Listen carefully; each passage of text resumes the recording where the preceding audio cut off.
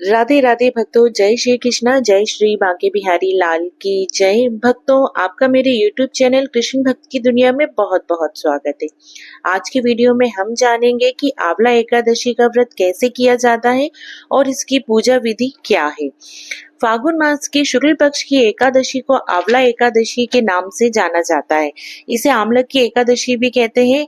आंवला एकादशी को सभी एकादशियों में सर्वश्रेष्ठ माना जाता है। ऐसा माना जाता है कि अगर आप कोई एकादशी का व्रत धारण नहीं कर पाते, तो आप आंवला एकादशी का व्रत धारण करते हैं तो आपको सभी एकादशियों का पूर्ण रूप से फल प्राप्त होता है। भक्तों, आंवला एकादशी के दिन आंवले के वृक्ष की पूजा की जाती है। आंवले का वृक्ष भगवान विष्णु को अति प्रिय है। आंवले के वृक्ष में कण कण में भगवान विष्णु जी विराजमान होते हैं। तो भक्तों, आज की वीडियो में मैं आपको आंवलादशी एकादशी की पूजा विधि बताऊंगी, जिससे आप घर पर भी आसानी से ये पूजा विधि कर सकते हैं। तो भक्तों, सर्वप्रथम हम यहाँ पे आंवले का पेड़ की हम अच्छे से साफ सफाई कर लेंगे, उसे अच्छे से पोंछ देंगे। उसके बाद हम एक चौकी लेंगे। चौकी के ऊपर हम एक पीले रंग का हम आसन बिछा देंगे, एक कपड़ा ले लेंगे। उसके बाद हम थोड़े से हम तिल का आसन लगाएंगे, उसके ऊपर हम भगवान विष्णु जी को हम विराजमान कर लेंगे। इसी तरीके से भक्तों, हमें कलश की स्थापना करनी है, तो यहाँ पर मैं थोड़े से तिल ले लूंगी। जैसा कि आप जानते हैं कि एकादशी के व्रत में हमें चावल का प्रयोग नहीं करना है, तो मैं थोड़े से तिल लूंगी, उसमें मैं जल से भरा कलश रखूंगी, उसके ऊपर मैं आम के पत्ते रखूंगी। आप चाहें तो भक्तों, आम के पत्ते के बजाय आप अशोक के पत्ते ले रही हूँ। उसके बाद भक्तों, मैं यहाँ पर तिल से भरी एक कटोरी लूंगी, जिसके ऊपर मुझे दीप प्रज्वलित करना है। तो यहाँ पर मैंने तिल से भरी एक कटोरी ले ली हूँ। उसके बाद भक्तों देखिए, अब मैं यहाँ पे एक दीपक ले लूंगी। दीपक मुझे घी का लेना है। भक्तों, एकादशी के व्रत में हमें घी का दीपक लेना है, या आप तिल के तेल का भी आप दीपक लगा सकते हैं। तो यहाँ पर मैं घी का दीपक लगा रही हूँ।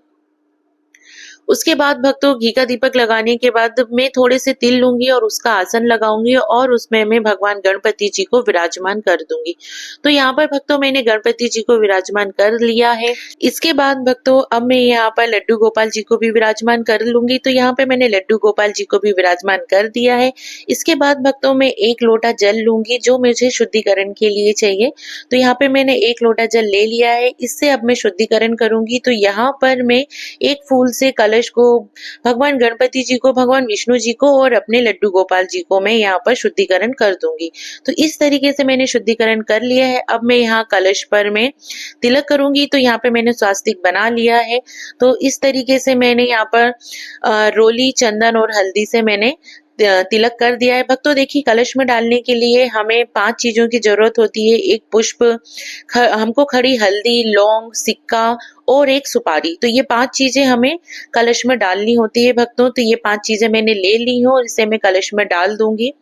इसके बाद भक्तों देखिए, अब हम कलश की पूजा करेंगे अच्छे से। तो यहाँ पर कलश में ये 5 चीजें डालने के बाद भक्तों देखिए, मैं कलश के पत्तों पर भी तिलक करूंगी। जो मैंने दीपक लगाया है, मैं उस पर भी तिलक करूंगी। तिलक मैंने आपको बता दिया है भक्तों कि मुझे कुमकुम, हल्दी और चंदन से तिलक करना है। इसके बाद भक्तों, मैं यहाँ पर दीप प्रज्वलित कर दूंगी। तो मैंने यहाँ पे दीप प्रज्वलित कर लिया है और मैंने यहाँ कलश के कंठ पे कलावा बांध दिया है। तो इस तरीके से हमें कलश के कंठ पे कलावा समर्पित करना है, जो वस्त्र रूपी होता है।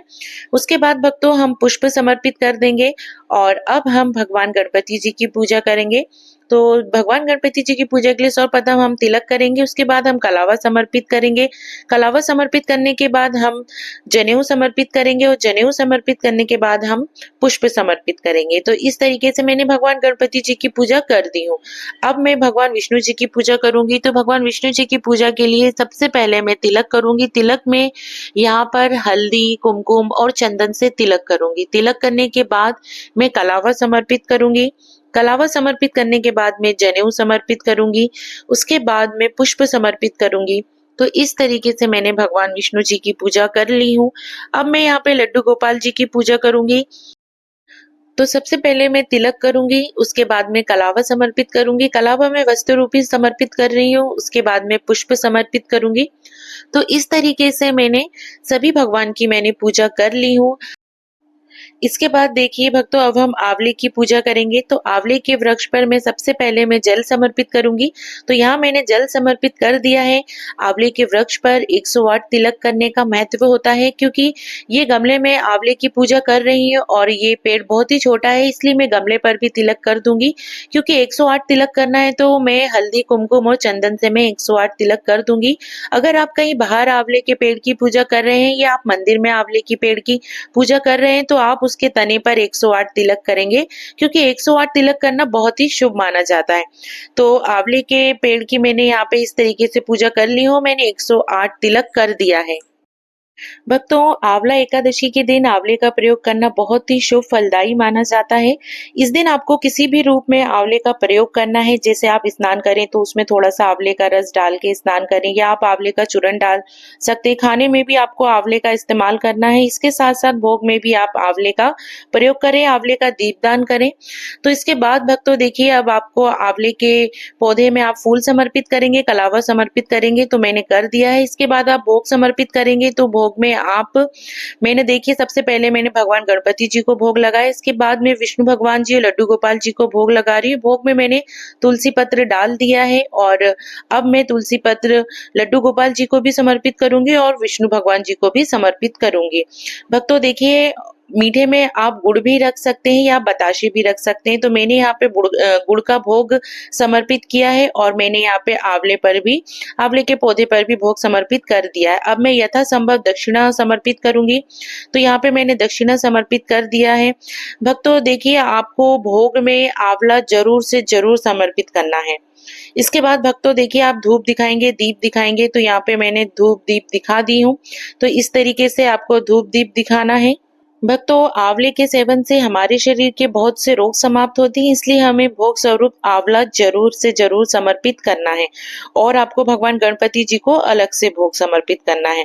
उसके बाद देखिए, अब हमने धूप दीप दिखा दिया है। अब मैं यहाँ पे थोड़े से हाथ में तिल ले लूंगी और उसके साथ साथ मैं थोड़े से पुष्प रख लूंगी, क्योंकि अब हम कथा सुनेंगे। तो कथा सुनने के लिए हम थोड़े से तिल और पुष्प लेकर हम कथा सुनेंगे। तो भक्तों देखिए, कथा का वीडियो आपको मेरे चैनल पे मिल जाएगा, लिंक मैं डिस्क्रिप्शन बॉक्स में दे दूंगी। तो कथा सुनने के बाद फिर आपने जो हाथ में जो तिल और पुष्प लिए हैं वो आप भगवान विष्णु जी को समर्पित कर देंगे।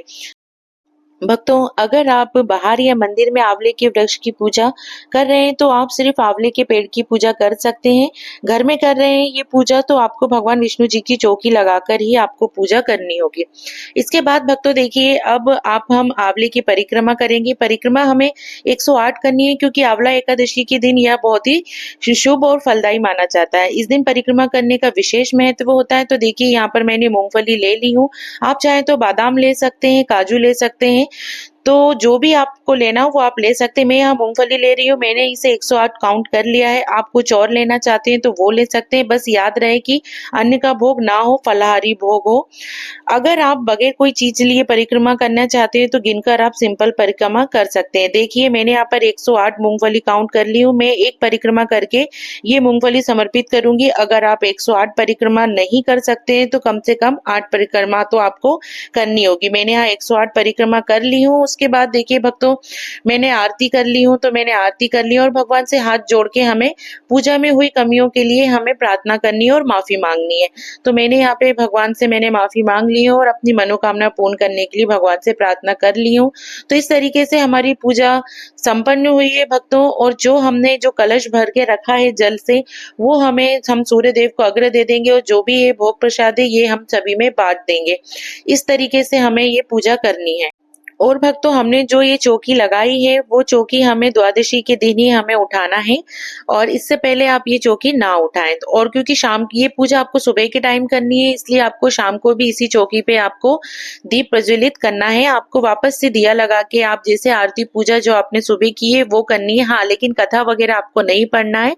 आपको सिर्फ सिंपल सी पूजा करनी है, जैसे हम रोज करते हैं उस तरीके से आपको इसी चौकी पे पूजा करनी है। तो भक्तों इस तरीके से हमें आंवला एकादशी के दिन ये पूजा करनी है।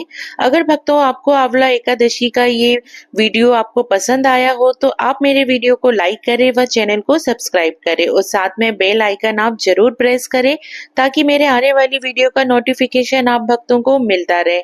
तो आप सभी भक्तों को प्रेम पूर्वक राधे राधे, जय श्री कृष्णा, जय श्री बांके बिहारी लाल की जय।